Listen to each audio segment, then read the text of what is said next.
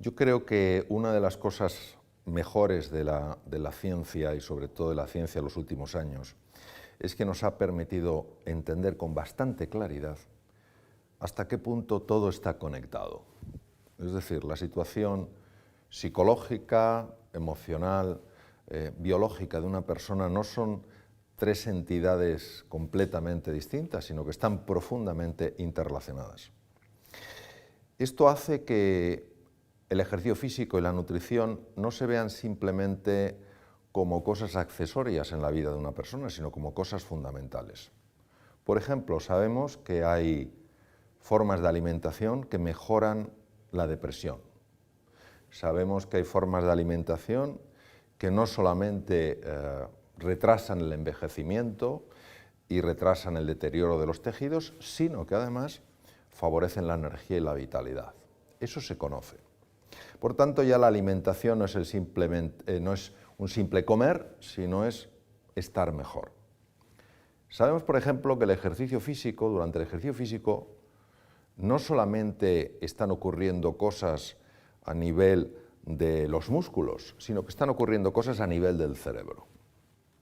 Cuando una persona hace un ejercicio físico regular, se liberan 5 neurotransmisores, se liberan en más cantidad de lo que normalmente se liberan, y esos 5 neurotransmisores, que son hormonas intracerebrales, producen cambios muy importantes en el estado emocional de una persona. En un mundo tan cambiante, en un mundo tan variable, tan volátil, mantener el equilibrio en medio de la tormenta es algo crucial. Todo aquello que nos ayude a mantenernos equilibrados es algo que yo creo que es muy bienvenido. El ejercicio físico se sabe que potencia la memoria porque aumenta las cifras de una sustancia que se llama BDNF, y el BDNF a nivel cerebral favorece la conexión entre las neuronas. Es decir, de alguna manera estamos cayendo en la cuenta de que aquello que decían los griegos hace 2500 años, mens sana in corpore sano, ¿no?, es una realidad profundamente importante para el ser humano. En el Paleolítico los hombres caminábamos una media de 25 kilómetros diarios, las mujeres de 19 kilómetros diarios. Hoy en día el sedentarismo es causa directa de enfermedad, pero no solo de enfermedad, hablando desde el punto de vista fisiológico, físico, aumento de la posibilidad de muerte prematura, deterioro cardiovascular, diabetes tipo 2, síndrome inflamatorio, no solo de eso, estamos hablando de deterioro psicológico profundo. Por ejemplo, los cuadros de depresión clínica, mejoran con ejercicio físico. ¿Por qué? Pues porque en la depresión hay, entre otras cosas, hay una alteración de una estructura que se llama el hipocampo, se reduce volumen. Como con el ejercicio físico se libera BDNF, que es una neurotrofina que comentaba antes, aumenta el tamaño del hipocampo. El hipocampo es una estructura muy importante para controlar el miedo, para controlar la ansiedad. Por eso yo creo que esa sensibilización que hay hoy para el ejercicio puede que parte sea una moda y parte es, como decía antes, el darse cuenta de que estamos hablando de algo que es importante y que tiene un impacto directo en nuestra vida.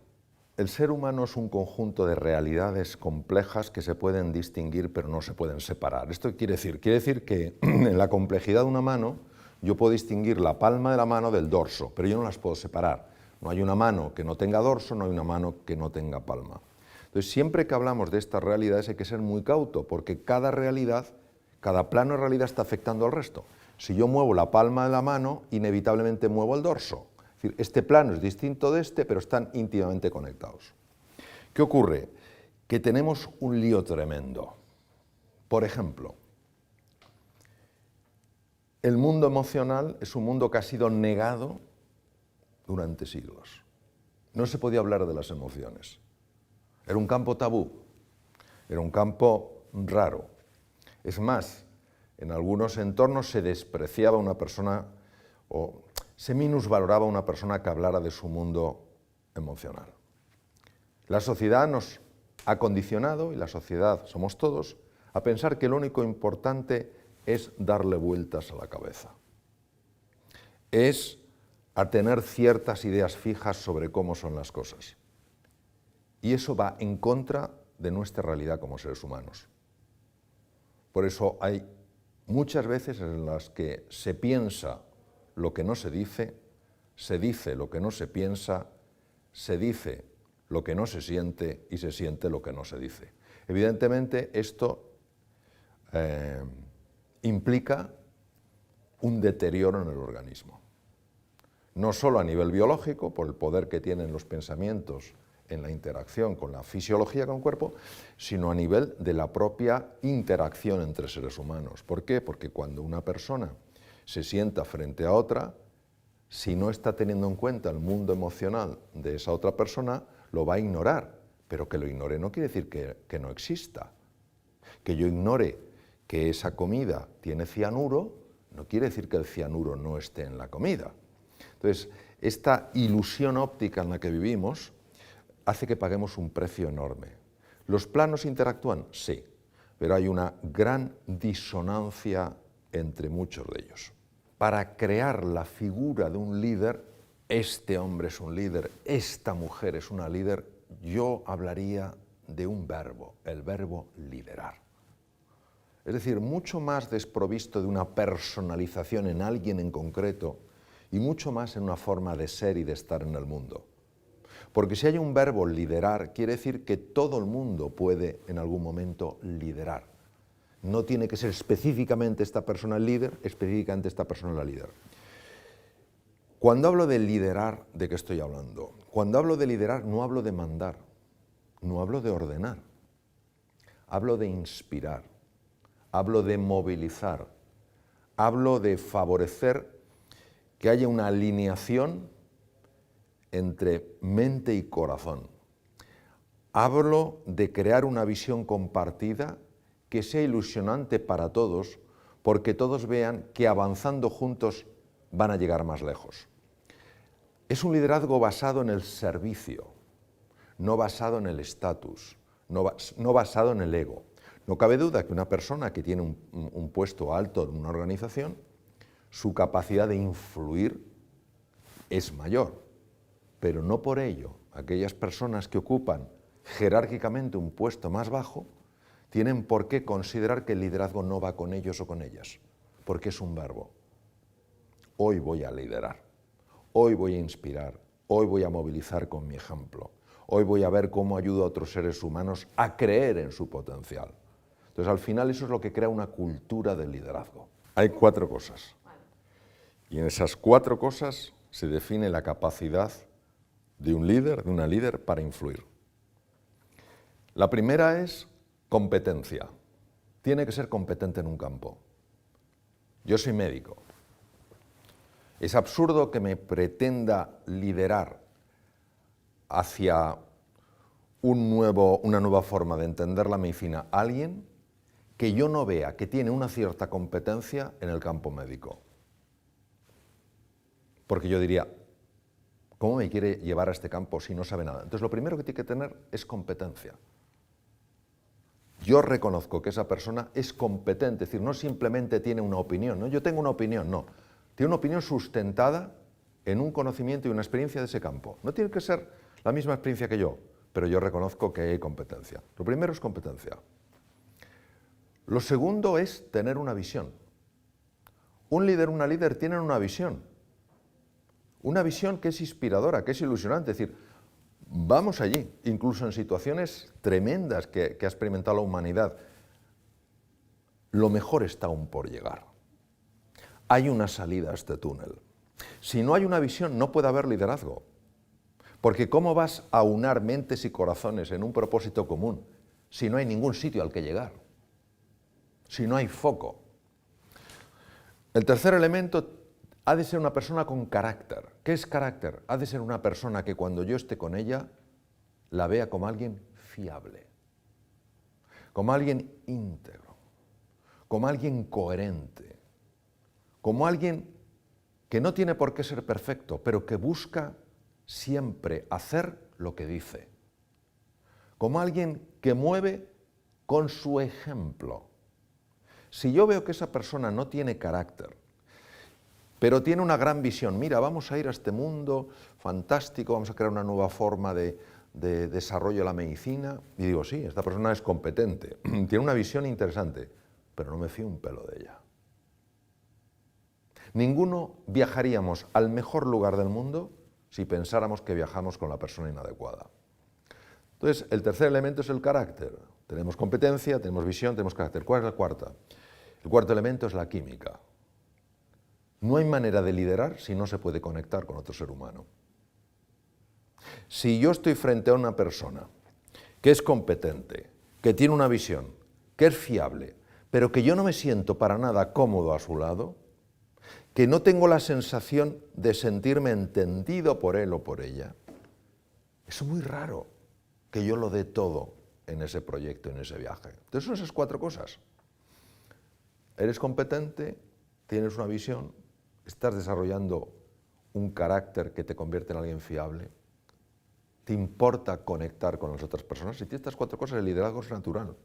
Porque el liderazgo no se fuerza, el liderazgo sucede. Hay muchos líderes que yo conozco en distintos entornos y que ellos no se ven como líderes, pero todo el mundo les ve como líderes. Aquel que dice, yo soy el líder, me tenéis que seguir, no sabe de qué va la historia. No sabe de qué va la historia. O sea, el líder no impone, el líder atrae. ¿Y cómo atrae? Por su forma de ser y de estar en el mundo. Claro, trabajar estas cuatro cosas, eso es un desafío. Por eso hay tan pocos líderes de verdad. Ahora, cuando tú ves un líder, el impacto es inmediato. Es como cuando ves un oasis en medio del desierto. Todo el mundo es atraído hacia ahí. Hay un debate continuo, esto es, como la cuestión infinita, ¿no? Nace, se hace... Lo que sabemos es lo siguiente, hay personas que nacen ya con una capacidad más desarrollada que otros para influir. Su forma de hablar, su forma de mirar, su forma de hacer frente a los desafíos, hace que otras personas consideren admirable esa forma de estar. Y se ve en niños muy pequeñitos. Uno de mis maestros, el profesor Davidson, demostró que existen características cuando se nacen que hacen que, de alguna manera, una persona sea más atrevida en la vida. No podemos imaginarnos un líder que no sea atrevido, que no, una mujer que no sea atrevida y decir, eso es una líder. No, tiene que haber ese elemento de riesgo. Ahora, también sabemos, gracias sobre todo a los conocimientos modernos de neuroplasticidad, que hay una capacidad entrenable enorme, de tal manera que cuando uno toma conciencia de que todos somos llamados a ser líderes, no para aparecer en periódicos o en televisiones, sino para ayudar a otros seres humanos a alcanzar su potencial,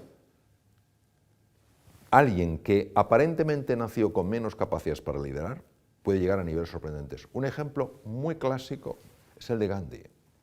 Mohandas Gandhi, Mahatma quiere decir alma grande, que se llamaba, pero su nombre es Mohandas Gandhi. Él ejerció la abogacía.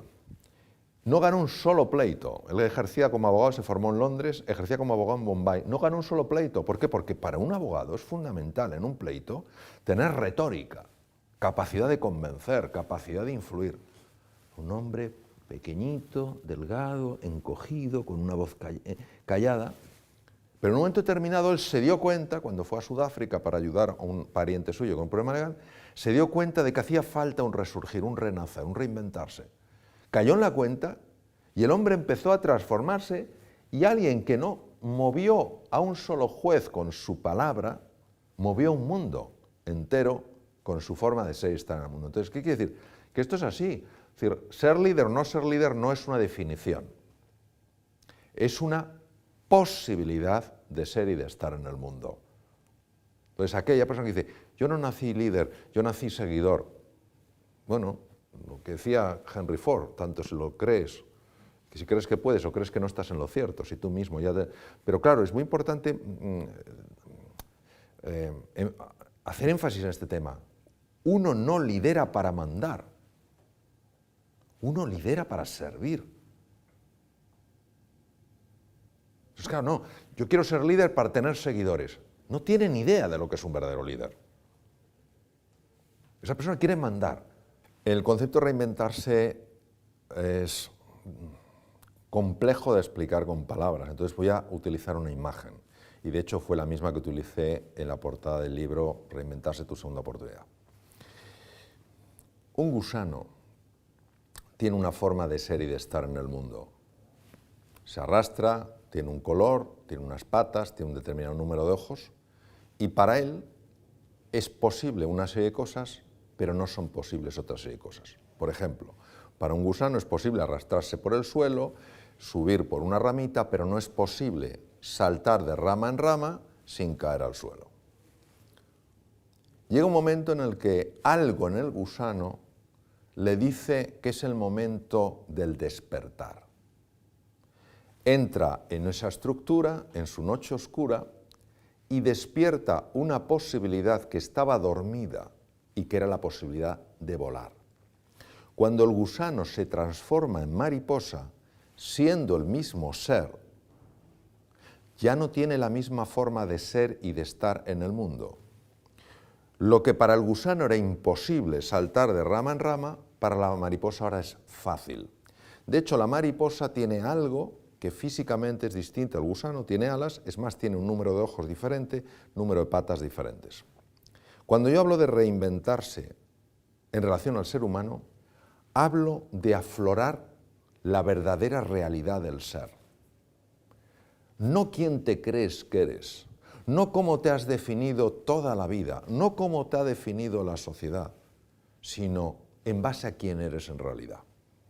La reinvención es un proceso, desde mi punto de vista y desde mi experiencia, apasionante, sencillo, pero nada simple, porque implica abrirse a que dentro de ti hay talentos, recursos y posibilidades que ni siquiera se te han pasado por la cabeza. Y estamos más cómodos en el juicio, en la etiqueta que nos hemos puesto, aunque esa etiqueta sea profundamente dolorosa. Esa es la paradoja de los seres humanos. Muchas veces, en lugar de vivir plenamente, vivimos vidas de callada desesperación, pero pensamos que no hay nada más. Reinventarse fue un libro que yo lo escribí para inspirar a otras personas, sobre todo en momentos de dificultad laboral, social, personal, de salud, para abrirse a que dentro de ellos había algo de excepcional grandeza. Hoy, en medicina, se sabe que cuando eso empieza a aflorar, el cuerpo empieza a mejorar y llega a curarse de enfermedades muy graves. Y esto no es algo esotérico, muchas de estas cosas yo lo aprendí en centros médicos en Estados Unidos, es decir, no es algo esotérico, tal cual, no, es una realidad. Pero preferimos seguirnos definiendo como siempre nos hemos definido. Preferimos no atrevernos a salir de nuestra zona de confort. Preferimos el mal conocido que el posible bien por conocer. Entonces lo que pasa, que lo dice, no, yo es que soy una persona mediocre. Tú no naciste para ser mediocre. Tú naciste para la grandeza. La grandeza no es el éxito, el ganar una fortuna, el que la gente te señale, este es muy importante. La grandeza es vivir de acuerdo a quién eres. Y no hay un solo ser humano que en su interior no tenga grandeza. La mayor parte de los seres humanos, intuyo, sospecho, que se mueren con la música dentro. Nunca la han oído sonar. Yo trabajo mucho con personas en el mundo del emprendizaje. Y hay dos conceptos, uno que es el entrepreneurship y el intrapreneurship. Entonces, a veces se piensa que el ser un emprendedor es montar tu propia empresa. Yo creo que puedes ser un emprendedor en tu empresa, aunque no la hayas creado tú. Trabajes de lo que trabajes, aunque tengas el trabajo más sencillo. ¿Y cómo eres un intraemprendedor? Dando iniciativas, haciendo propuestas de mejora, viendo de qué manera lo que hay puede ser llevado a otro nivel. Nadie que no piense que en su interior hay creatividad, inteligencia, capacidad de aprender, se atreverá a mirar más allá de lo inmediato.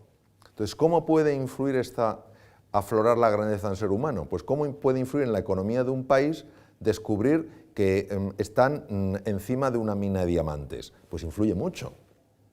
Entonces, claro, una persona que se reinventa, una persona que se redescubre, que se redefine, es una persona mucho más serena, mucho más alegre, mucho más confiada, mucho más vital, mucho más compasiva, mucho más creativa y mucho más sabia.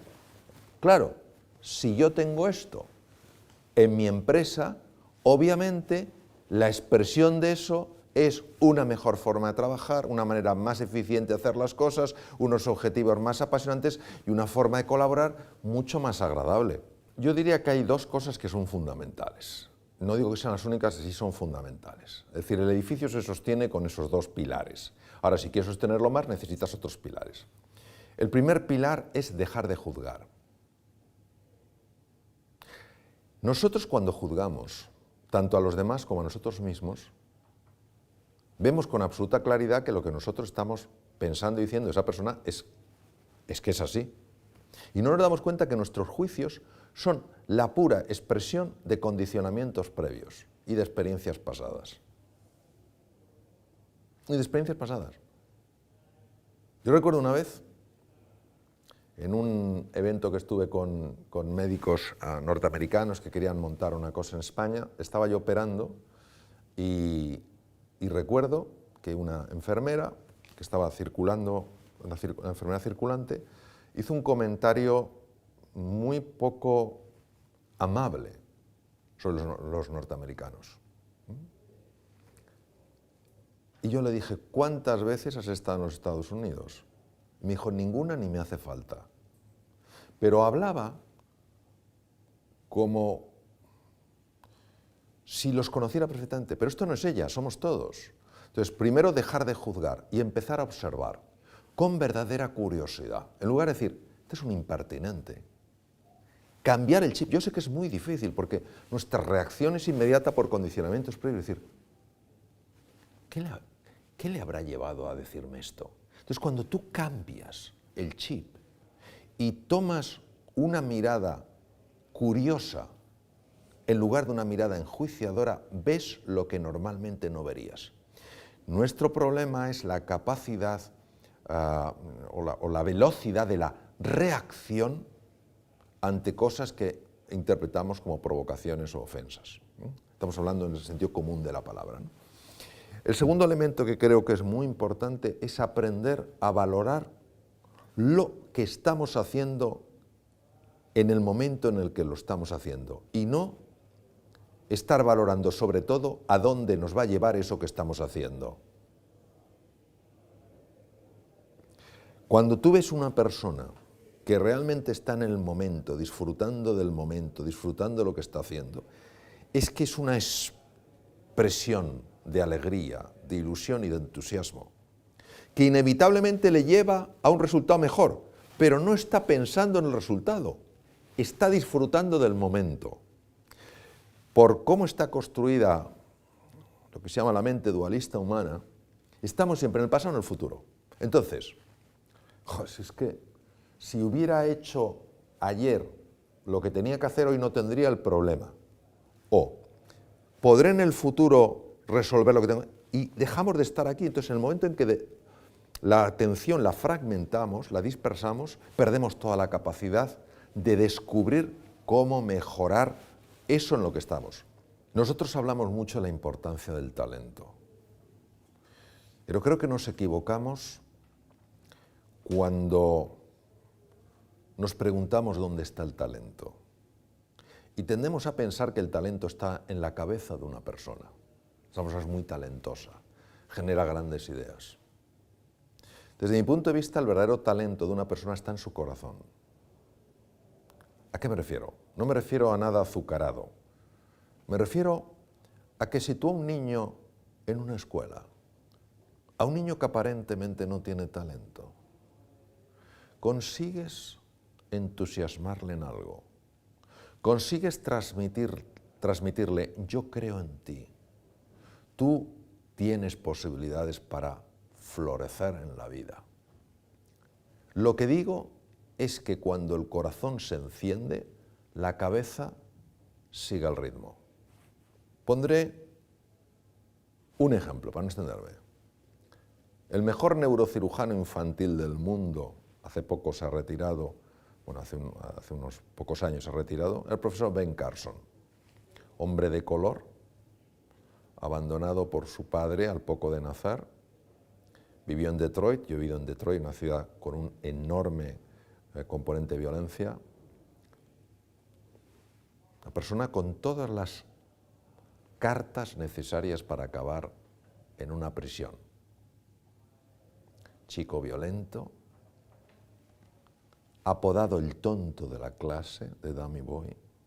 ¿Cómo es posible que este chico sin recursos se convirtiera en el mejor neurocirujano del mundo, neurocirujano infantil del mundo, jefe de departamento en la Johns Hopkins en Baltimore, Maryland, y la persona que diseñó operaciones neuroquirúrgicas que nadie en el mundo se les había ocurrido cómo hacerlas y que dieron solución a problemas hasta entonces inabordables?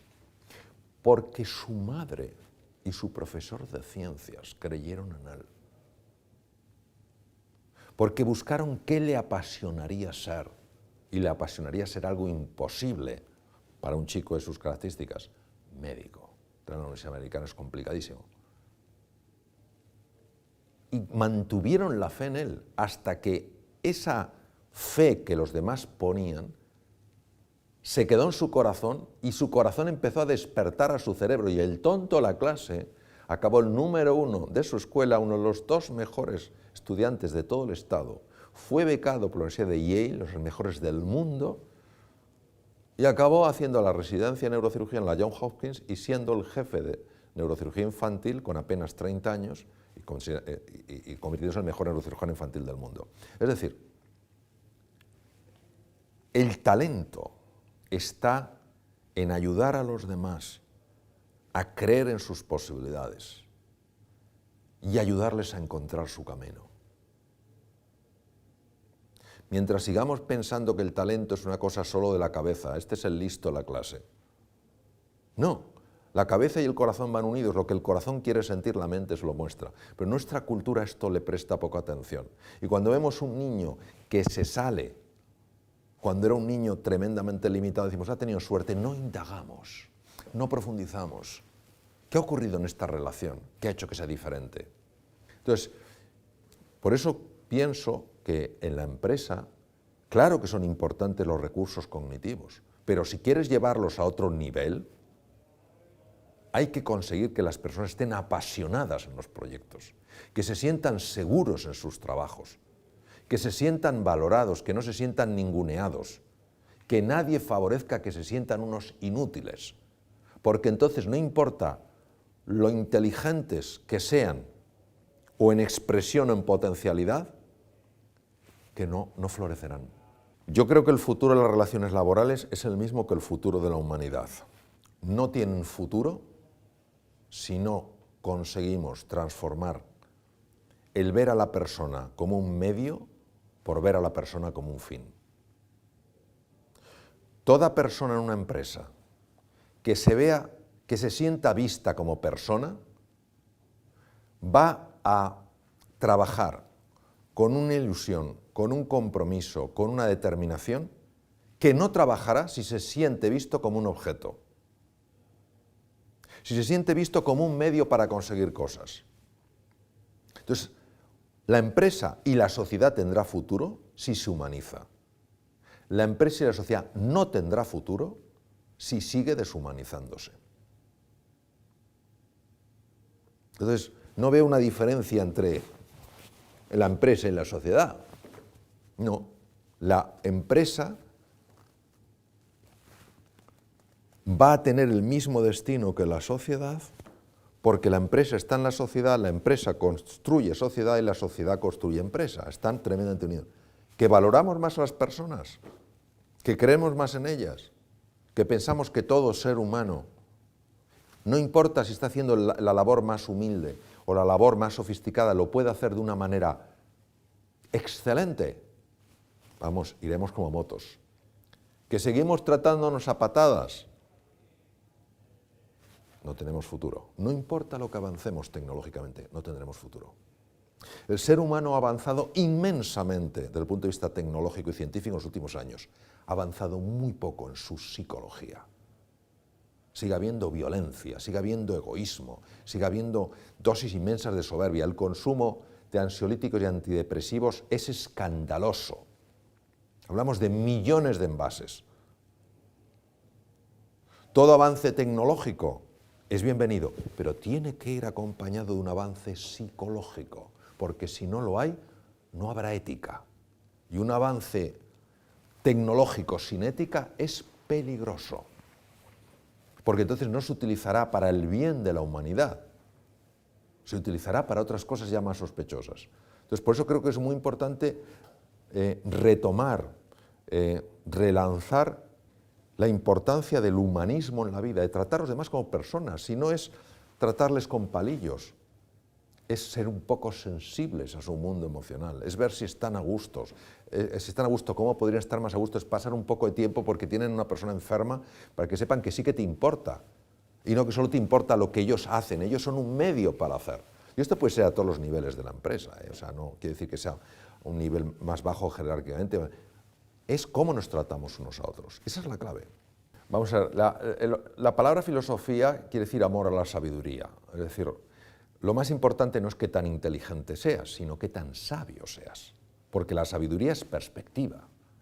Entonces, ha habido muchos filósofos a lo largo de la historia que se han hecho planteamientos. Entonces, yo no conozco de los que he leído ninguno que diga, este para mí es el definitivo. Ves cosas que te llaman la atención y tú lo cribas y dices, ¿tiene sentido? Para mí no tiene sentido. Entonces, para mí Ortega y Gasset hay cosas que me gustan mucho y cosas que me gustan muy poco.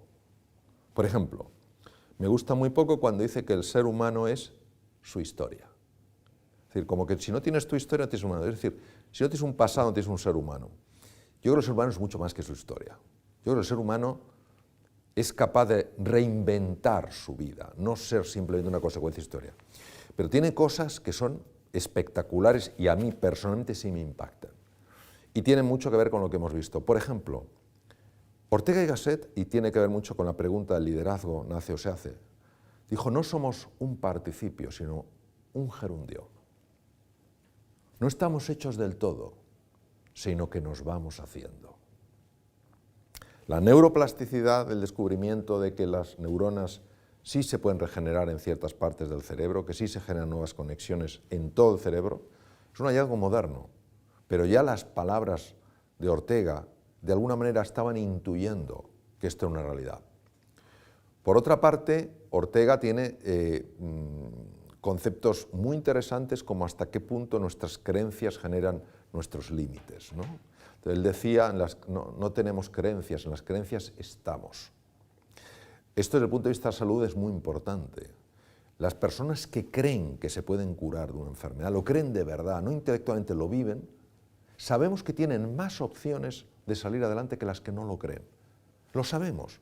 Sabemos que el sistema inmune es mucho más activo. Las personas que creen que tienen una opción, nadie tiene una seguridad de ganar una batalla, pero sí que tienes muchas más opciones. Entonces, a mí me gustan muchas de las cosas que dice Ortega porque para mí tiene una gran profundidad. A mí la profundidad me gusta y ver personas que hablan de eso. No compro todo lo de Ortega porque hay cosas que me dan la sensación de un tinte un poco pesimista del ser humano. Pero es mi apreciación, estamos hablando de el filósofo más grande que en España, fue una persona muy reconocida en Alemania, muy reconocida internacionalmente. Sus artículos periodísticos tuvieron un impacto enorme porque la parte filósofo era un grandísimo periodista. Entonces, hablamos de uno de los grandes. Entonces, yo creo que estas personas tan destacadas, lo bueno es que nos lanzan una especie como de impactos que nos invitan a reflexión, porque decimos, yo no sé nada de esto, pero esto me suena a verdad. Esto me mueve dentro. Entonces, sí, yo creo que fue una persona muy destacada y a mí muchas de sus cosas efectivamente me gustan mucho. Yo les diría lo que les digo a mis 3 hijos. Vamos a ver, o lo que de alguna manera quiero transmitirles. Hay que distinguir el triunfo de la felicidad. ¿Vale? El triunfo lo marca fundamentalmente aquello que colma los sentidos. Es decir, si yo puedo viajar en un buen coche, viajar cómodo en un avión, llegar a los sitios y que me reciban con afecto, etcétera, etcétera, esto obviamente es agradable a los sentidos. si lo que como está frío, está duro, si viajo en un avión donde tengo las rodillas en la boca, llego a un sitio y me ignoran como si fuera un perchero, esto obviamente para los sentidos no es agradable. Nuestra sociedad marca lo que es el éxito, lo que es el triunfo. Y el éxito, el triunfo que marca es fundamentalmente ser una persona importante. Una persona que tiene éxito es porque es alguien importante. ¿Cómo sabes que es importante? Pues porque es reconocido, porque es una persona que normalmente no tiene angustia económica, porque una persona... Entonces aquí es donde llama la atención lo siguiente. Hay personas que desde el punto de vista social no tienen éxito, pero se les ve muy contentos, se les ve muy alegres. No hablo de personas que estén en el sueño del opio, hablo de personas que transmiten una alegría, transmiten una ilusión, y dices, bueno, esto que resulta hasta, entre comillas, ofensivo. Diciendo, oye, pero vamos a ver, tú eres un fracasado. Y hay personas muy reconocidas y que por dentro están hechas polvo. Entonces, confundimos dos conceptos, el éxito y la felicidad. El éxito colma los sentidos, la felicidad colma el corazón. Hay un científico muy conocido a nivel internacional que tiene un hijo que podía haber sido apoyado por su padre y meterse en la carrera más importante, ser una persona reconocida, y decidió quedarse en un pueblo fabricando bicicletas y arreglando bicicletas. Y lo pone como ejemplo diciendo, mi hijo es feliz. De cara a la sociedad, es un fracasado, pero este chico es feliz. Entonces, claro, ¿qué es más importante? Yo creo que es mucho más importante ser feliz. ¿Es incompatible ser feliz con tener éxito? No. Yo creo que tenemos que buscar una fórmula equilibrada donde tú tengas pues, tus sentidos adecuadamente colmados y a la vez tu corazón colmado. Nunca olvidaré en El Hormiguero una vez que le preguntaron a Ferran Adrià, le preguntó Pablo Motos, ¿qué hay que conseguir para tener éxito? Y él dijo, no es el éxito, es el ser feliz. Dije, ahí está. Este lo tiene claro. Entonces, ¿qué pasa? ¿Que puedes o no tener éxito? Me acuerdo una vez en un programa, un máster, que yo era profesor, estábamos hablando de este tema y una alumna levantó la mano y dijo, pues yo conozco un tío que es un fracasado. Digo, cuéntame su historia. Dice, este hombre quería escribir un libro. Era su pasión. Bueno, sigue. ¿Y lo escribió? Sí, lo escribió. Dice, pero fíjate lo fracasado que es, que ha vendido 200 ejemplares.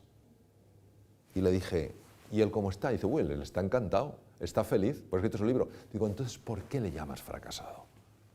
¿Por qué le llamas fracasado? ¿Es que alguien que venda 2 millones de libros y por dentro esté hecho polvo puede considerarse exitoso y el que ha vendido 200 y está feliz puede considerarse fracasado? ¿Cómo estamos utilizando el lenguaje? Deja que cada uno defina sus propias directrices. Entonces, yo no lo pondría como dos opuestos, ni mucho menos, pero sí creo que hay que encontrar un balance. Encuentra un nivel de éxito que no sea incompatible con tu felicidad. Porque cuántas personas aspiran, y cuando llegue allí yo seré feliz, y llegan y están completamente vacíos. Todo el mundo les ve llenos y sonríen, pero dentro no están bien.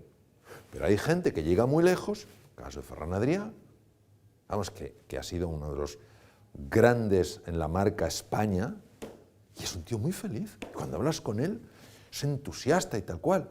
O hablas, por ejemplo, con Valentín Fuster, el mejor cardiólogo que hay en el mundo, director del Mount Sinai de Nueva York. Y es un hombre tremendamente exitoso, y hablas con él, y en mi experiencia es un hombre pues que está lleno de un montón de cosas que colman el corazón. Entonces es encontrar ese equilibrio. Pero mucho más buscas el equilibrio, o encuentras equilibrio, yo creo que si te enfocas en la felicidad, en lo que colma el corazón, que si te enfocas en lo otro. Esta es una pregunta de tremendo calado y voy a intentar ser muy preciso porque se está convirtiendo en una moda y todas las modas me generan inquietud. Vamos a ver. La mente humana por una condición que se llama dualismo, que no vamos a entrar aquí, lo que se llama la mente dualista, es una mente generadora constantemente de ruido. Cuando yo trabajaba de cirujano en Estados Unidos, enfrente de mi hospital estaba el Hospital Deaconess y había un cardiólogo que fue en realidad el primero a nivel mundial que hizo estudios de estas metodologías. Y yo hablé con él y estudié con él. Y este hombre me decía en aquel momento, hace muchos años, algo que yo no entendía.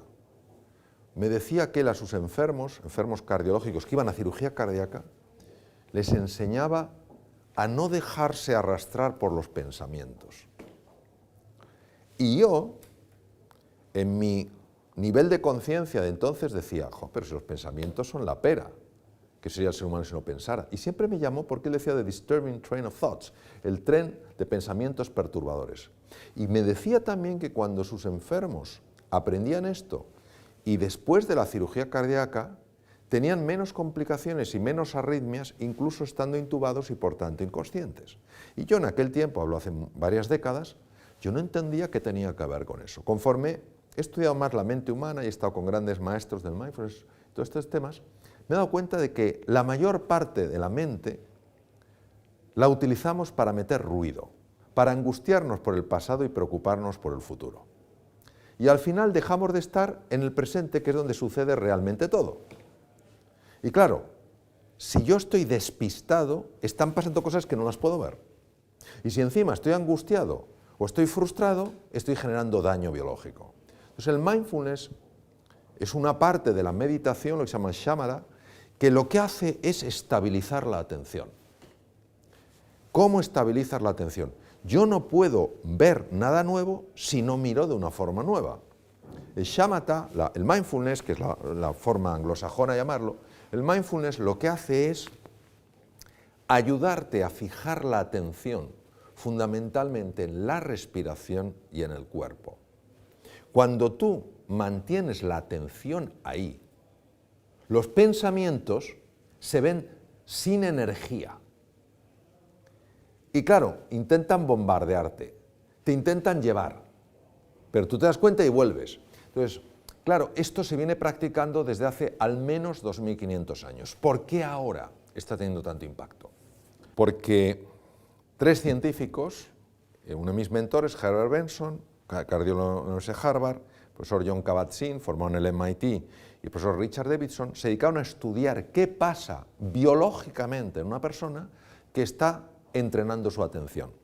Y se dieron cuenta, primero, de que hay mejoras en la salud, que hay reducción en la reactividad emocional y que hay una potenciación de la creatividad y de la capacidad para ver las cosas con claridad. Obviamente, si tú bajas la irritabilidad de una persona, mejoras su salud, mejoras su creatividad y haces que sea una persona con la que es más fácil conectar, esto en un entorno empresarial se nota. Se nota porque baja la incidencia de enfermedad, por supuesto de bajas laborales, bajan los niveles de depresión, bajan los niveles de ansiedad, se potencia el sistema inmune, mejora la relación interpersonal. Hasta que la ciencia no empezó a estudiar esto, la sociedad lo veía como algo perteneciente a filosofías, sobre todo ancladas en el budismo y en el taoísmo, que poco parecía que tuvieran relación con el mundo de hoy. Cuando estos 3 científicos dijeron, vamos a ver qué pasa practicando esto sin ningún tipo de connotación espiritual, sino solamente a nivel de estudio científico, ver qué pasa, han visto cosas sorprendentes, cambios en la estructura del cerebro, potenciación de la capacidad del sistema inmune para atacar tumores. Y claro, cuando la ciencia, que es para nosotros lo que da credibilidad a las cosas, ha dicho, señores, olvídense de la dimensión más trascendental, el que quiera que la busque, pero que sepan que esto funciona así, vamos a prestar atención. Por eso, algunas personas más tradicionales del mundo del budismo, pues decían que, bueno, que esto se estaba como instrumentalizando demasiado. Pero en el fondo, todo lo que ayuda al ser humano a estar mejor, realmente mejor, no a tener más, no a ser más poderoso, sino a estar mejor por dentro, yo creo que ha de ser bienvenido. Lógicamente, hay personas que no se quedan en la salud física, en la mejora de la creatividad, en la mejora de la productividad, sino que además quieren avanzar más, quieren conocerse más, quieren saber lo que hay dentro. Entonces es lo que se llama el Vipassana, que va más allá del mindfulness, es un paso más allá, donde te metes dentro y empiezas a entender con más claridad la dinámica de la mente. Hoy el mindfulness, por ejemplo, es algo practicado enormemente en todo Silicon Valley. ¿Por qué? Porque es fashion. Todo tiene un componente fashion, pero fundamentalmente porque en Silicon Valley hace falta interactuar con grupos muy diversos, porque hay que ser tremendamente creativo, porque hay que adaptarse a niveles de cambio tremendos. Entonces, es una cosa muy establecida. Claro, en hospitales como el que estuve yo en Estados Unidos, en universidades muy reconocidas en el mundo, ya son cosas que se enseñan a los estudiantes de medicina para que se lo enseñen a sus enfermos. Es decir, ya no es algo que pueda tener para nosotros una percepción esotérica, y eso ha hecho que el mindfulness esté entrando con gran fuerza en las empresas. Y yo creo que es muy importante que entre en la sociedad. Quien quiera profundizar más en la parte trascendental de la persona, adelante. Quien quiera quedarse ahí, mientras la ayude, fantástico. Yo creo que todo ser humano necesita fundamentalmente dos cosas: que se le entienda y que se le quiera. Punto. Cuando una persona se siente entendida, no digo no solo que note que se le está escuchando, sino que se sienta entendida, es una persona que nota una liberación interior tremenda. Esta persona me comprende. Aunque luego hagas, sí, te comprendo, pero voy a hacer una cosa diferente, pero ya se sintió comprendida. Es más, este se considera hoy en día que es el elemento, por ejemplo, en psicoterapia más importante, que la persona se sienta realmente comprendida. Entonces, yo creo que este punto y el querer a los demás, tratarles con afecto, marca una diferencia enorme. Claro, en este mundo donde cuando hablamos del amor parece que es algo de rosita y blandito y tipo merengue, no entendemos la fuerza transformadora del amor. La fuerza transformadora del amor es sencillamente la capacidad de ver en el otro ser humano no alguien que piensa distinto que tú, que es de un partido político diferente del tuyo, que tiene una cultura distinta, sino ves que él también o ella también están enfrentándose a preocupaciones en su vida, que tienen angustias, que quieren ser felices, que no saben cómo salir del atolladero. Cuando tú ves la humanidad en otro ser humano, la misma que tienes tú, les tratas de una manera diferente, porque ya no son una etiqueta. No, es que este es de tal, es que este es de izquierdas, es que este es de derechas, es que este es de centro, es que este es de ese país, es que este otro... No, esas barreras se diluyen y ves la humanidad.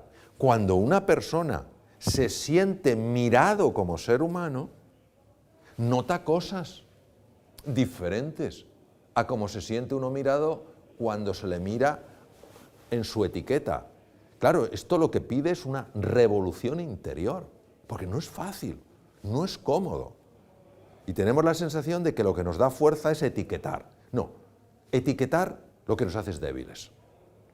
Y en un mundo tan global, con culturas tan diferentes, donde nos necesitamos entender, porque si no, no salimos adelante, tenemos que caer en la cuenta de que hay otra forma de vivir, en la que se produciría muchísimo más, vamos, porque seríamos mucho más creativos, en la que disfrutaríamos mucho más, en la que viviríamos más en términos literales, y en la que experimentaríamos un mundo con una paz, una serenidad que nada tiene que ver con la actual.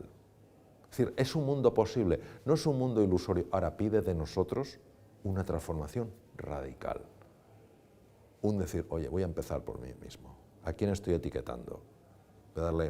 Nunca olvidaré lo leí, un entierro en los Estados Unidos, donde, bueno, allí, pero un funeral, entierro y funeral. Allí en Estados Unidos son muy dados a los speeches, ahora estándose más en España, empiezan a hablar y tal. Hace unos años esto era desconocido en España, pero allá pues va a hablar la hija, va a hablar el marido, va a hablar la mujer, y es una cosa, muchas veces dice, por favor, que no me toque más el corazón. En Estados Unidos iba siendo eso muy habitual desde hace muchos años. había fallecido un hombre en una oficina que era considerado el tipo gris. O sea, todos pensaban que, vamos, que ese hombre era todo lo contrario a la creatividad, a la imaginación. Era, nada, una persona que se... Cuando fueron al funeral, y la viuda empezó a declamar poesías que su marido había escrito. Y estos compañeros de la oficina, que la habían etiquetado toda la vida como un tipo gris, empezaron a llorar, porque eran tan conmovedoras las poesías. ¿Cómo es posible que la hayamos tenido tan cerca y no hayamos visto ese talento? Y aquí vamos a un filósofo francés, ganador de premio Nobel, Jean-Paul Sartre: yo soy como tú me miras.